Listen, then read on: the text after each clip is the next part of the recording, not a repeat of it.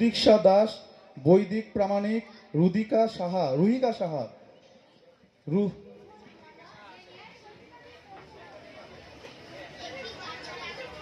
নমস্কার, আমি একটি ছড়া বলছি। ছড়াটির নাম খিচুড়ি।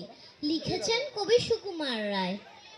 হাঁস ছিল সজারু, ব্যাকরণ মানি না, হয়ে গেল হাঁস ঝাড়ু, কেমনে তা জানি না। বক কহে কচ্ছপে, বাহবা কি ফুর্তি, অতি খাসা আমাদের বকচ্ছপ মূর্তি।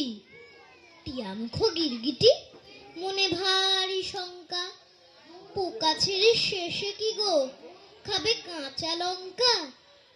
ছাগলের পেটে ছিল না জানি কি ফন্দি, চাপিল বিছার ঘাড়ে, ধরে মুড়ো সন্ধি।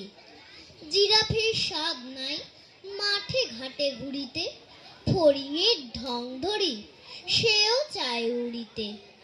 গরু বলে, আমারেও ধরিল কি ওরগে, মোর পিছে লাগে কেন হতভাগা মোরগে। হাতিমির দশা দেখো, তিমি ভাবে জলে যায়। হাতি বলে, এই বেলা জঙ্গলে চলো ভাই। সিংহের শিং নেই এই তার কষ্ট, হরিণের সাথে মিলে সিং হলো স্পষ্ট। ধন্যবাদ। এখন সমরহিতা কুণ্ডু, আর মঞ্চের পাশে আসবে দেবাক্ষী চৌধুরী, সৌনভ ঘোষ,